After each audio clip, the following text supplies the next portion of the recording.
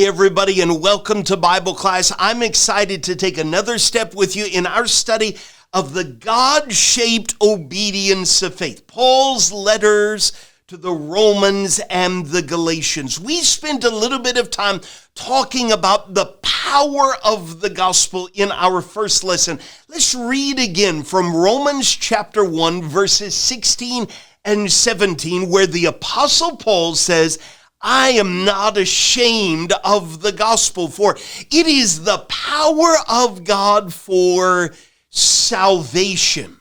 Now, why do we need to be saved, and what do we need to be saved from?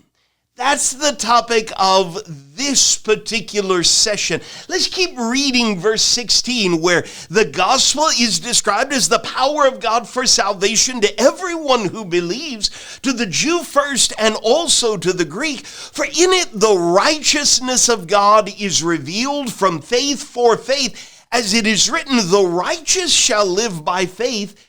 God is righteous. Why does everyone need to be saved? Well, beginning in Romans 1, verse 18, we read about mankind's greatest problem. Romans 1:18, for the wrath of God is revealed from heaven against all ungodliness and unrighteousness of men, who by their unrighteousness suppress the truth. God is righteous.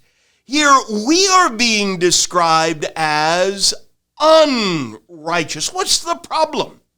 In verse 19, what can be known about God is plain to men because God has shown it to them. How? His invisible attributes, namely his eternal power and divine nature, have been clearly perceived ever since the creation of the world in the things that have been made. So they, mankind, we are without excuse. Why? Because although they knew God, they did not honor him as God or give thanks to him, but they became futile in their thinking and their foolish hearts were darkened. Well, maybe this is just somebody else's problem. After all, the Apostle Paul has gone all over the place, a long ways away from where many Jews, the descendants of Abraham, lived over here in the area of Jerusalem, right? And so maybe this is just a Gentile problem, those who live a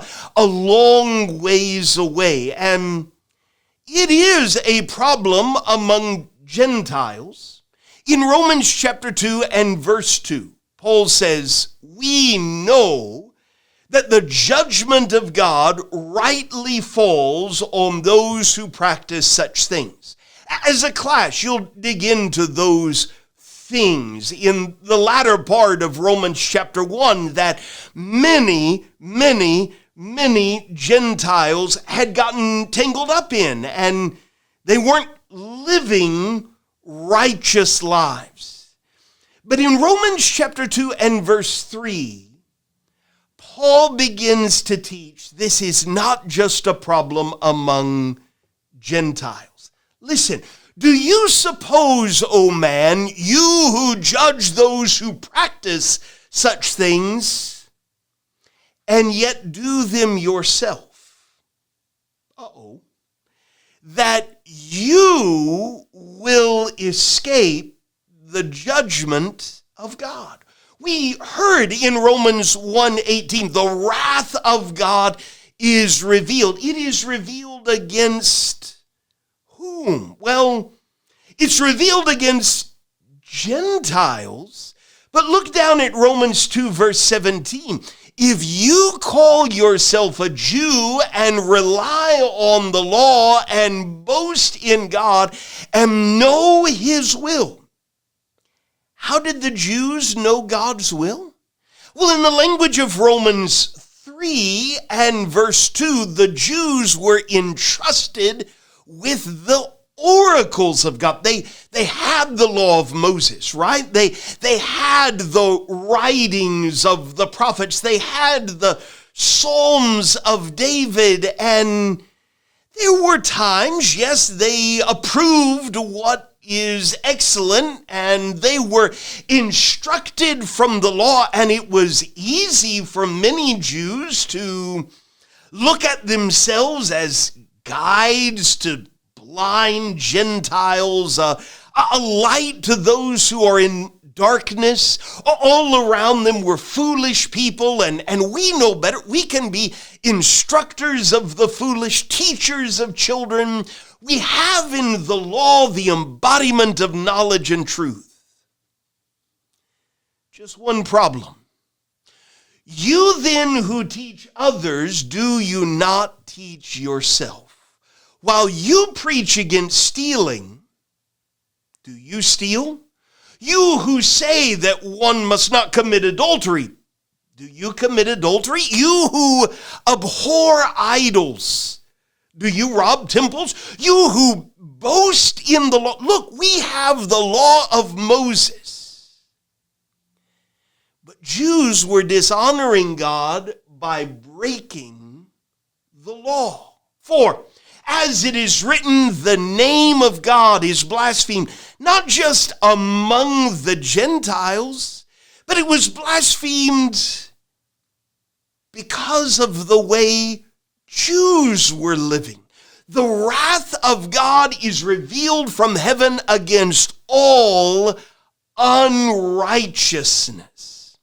And the great point that Paul is developing in Romans 1 and 2 and 3 is, this is all of our problem. In Romans 3 verse 9, what then? Are we Jews any better off? No, not at all, for we have already charged that all, both Jews and Greeks, are under sin. His terrible conclusion in Romans 3 verse 23 is, all have sinned, Jew and Gentile, all have sinned and fall short of the glory of God. So as I kick it over to your in-person class teacher, let's listen to the call of the gospel. In Romans chapter 2 and verses 4 and 5, do you presume on the riches of God's kindness and forbearance and patience, not knowing that God's kindness is meant to lead you to repentance? The gospel is calling us to turn.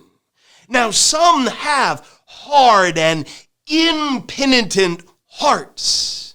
Is that a big deal? It is, because they are storing up wrath for themselves on the day of wrath when God's righteous judgment will be revealed. We have a universal problem that Romans and Galatians is going to help us learn how to solve. For now, let's talk about it as a class. Thanks so much for being here. Hope you have a great rest of your class and a great start to this new week.